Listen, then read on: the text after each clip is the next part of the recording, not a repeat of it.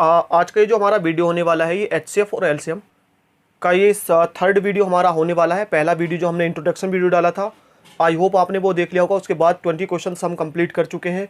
आज के वीडियो में हम डिस्कस करने वाले हैं क्वेश्चन नंबर 21 यानी क्वेश्चन नंबर 21 को। तो यहाँ पर दिया गया है दो संख्याओं का लय है यानी कि लघुत्तम समावर्तक 23 10 है तथा इनका मैं से जो है वो कितना है 30 है। यदि इनमें से एक संख्या 210 हो तो दूसरी संख्या ज्ञात कीजिए।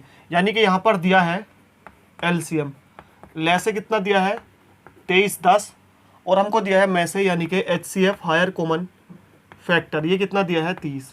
हमको एक संख्या कितनी दी है, संख्या जो एक संख्या मान लीजिए ए है ये 210 दी है, दूसरी संख्या हमसे पूछी है। ध्यान रखना है दूसरी संख्या मान लीजिए हमने मान ली ये एक्स हो गई।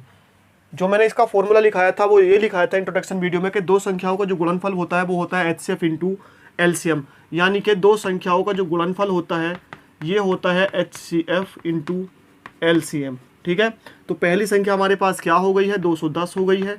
दूसरी संख्या हमको निकालनी है, एचसीएफ है इसका 30 और एलसीएम है 23 10।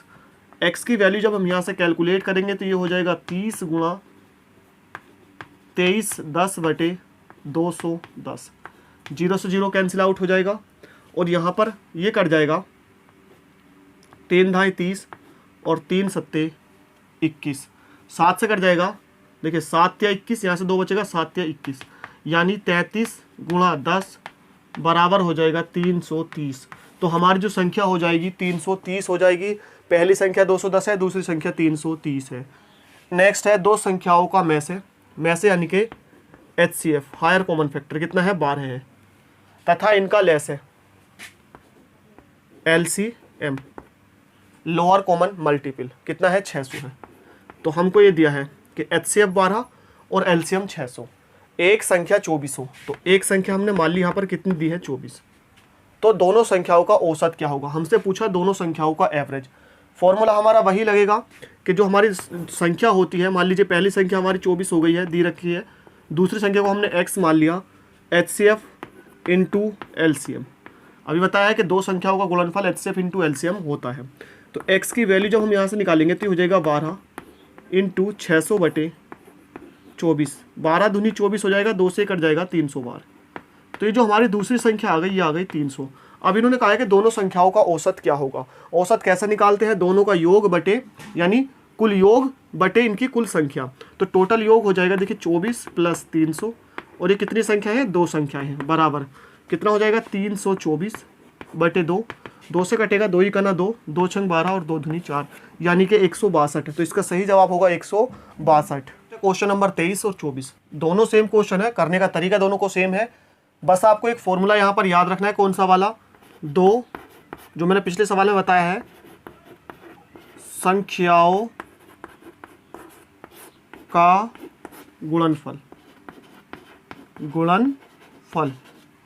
बराबर होगा एचसीएफ इंटू एलसीएम। ये फॉर्मूला आपको यहाँ पर याद रखना है कि दो संख्याओं का जो गुणनफल होगा एचसीएफ इंटू एलसीएम होता है।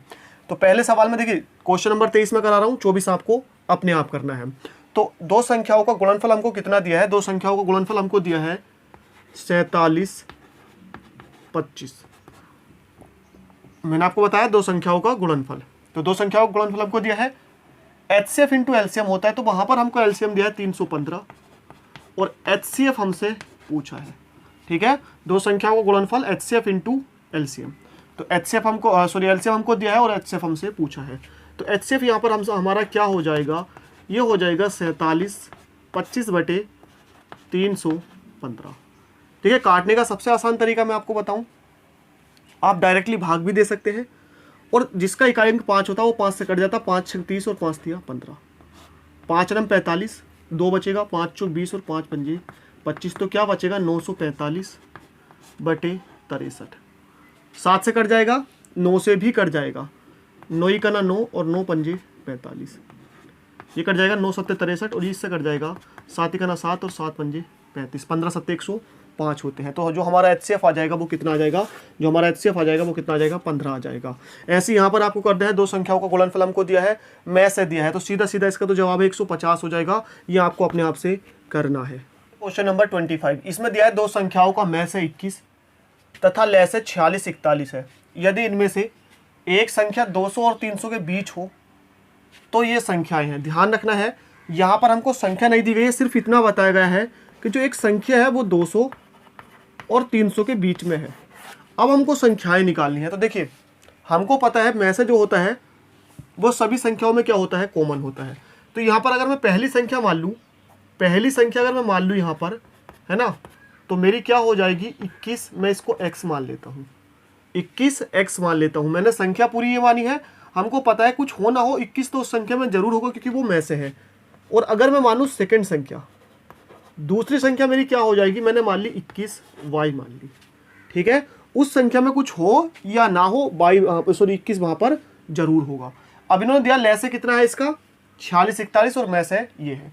तो हमको पता है कि दो संख्याओं का जो गुणनफल होता है, दो संख्याओं का जो गुणनफल होता है वो उनके HCF इंटू LCM के बराबर होता है।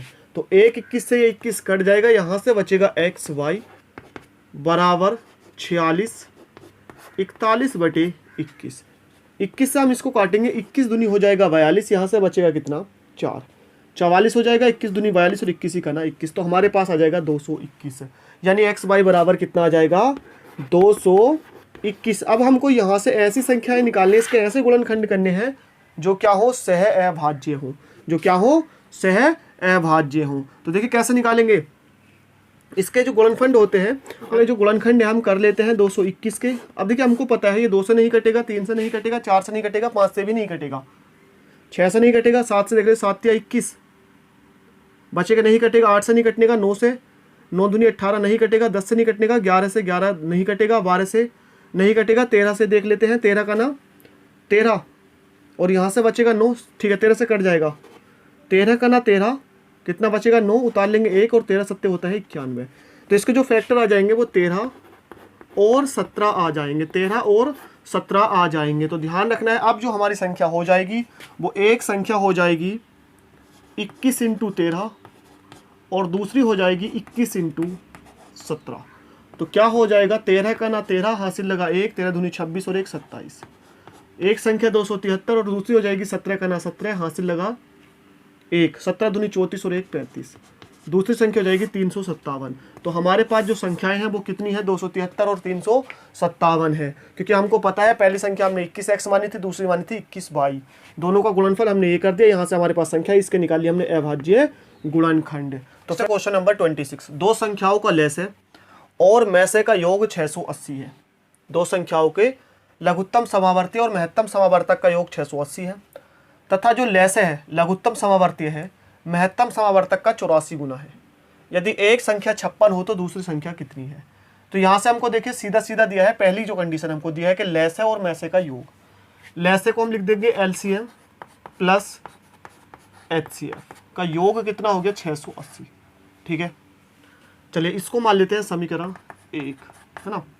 आगे इन्होंने दिया जो लसागु है LCM, ये क्या है में का 84 गुना, यानी कि 84 इंटू में से क्या होता है हमारा HCF है ना। यदि एक संख्या 56 हो तो दूसरी संख्या कितनी है। तो यहाँ से अगर देखिए आप हमको जो LCM है इसकी वैल्यू उठाकर हम यहाँ पे पुट करेंगे, तो LCM की वैल्यू मैं यहाँ पे डालूंगा। देखिए LCM की जगह 84 इंटू HCF, तो जाएगा 84 HCF, यहाँ जाएगा ना LCM की जगह, प्लस HCF हमारा ऐसे आ जाएगा बराबर 680। 84 और एक कितने हो जाएंगे 85 HCF बराबर 680। यहाँ से निकालेंगे हम HCF की वैल्यू, तो ये हो जाएगी 680 और बटे में आ जाएगा 85, 17 पंजे 85 और 17 चौका 68, है ना, 0 ऐसे आ जाएगा। और कितनी बार कटेगा, इससे कटेगा 8 बार। तो जो हमारा HCF होगा वो कितना हो जाएगा 8 हो जाएगा। हमारा HCF कितना हो जाएगा 8 हो जाएगा। अब एक संख्या इन्होंने कितनी दी है भाई, कितनी दी है 56 दी है। तो हमें पता है कि दो संख्याओं का जो गुणनफल होता है वो HCF इंटू LCM होता है ना। चलिए पहले LCM भी निकाल लेते हैं। HCF 8 आ गया, LCM क्या होगा, LCM होगा 84 इंटू HCF था ना 8 बराबर 8 चौक 32 का 2 हासिल लगेंगे 3, 8 अट्ठे 64 और 3 हो जाएगा 67, यानी कि 672। तो जो हमारा LCM हो जाएगा ये हो जाएगा 672 हो जाएगा। अब एक संख्या हमारी 56 है, दूसरी हमको निकालनी है तो x मान लेंगे।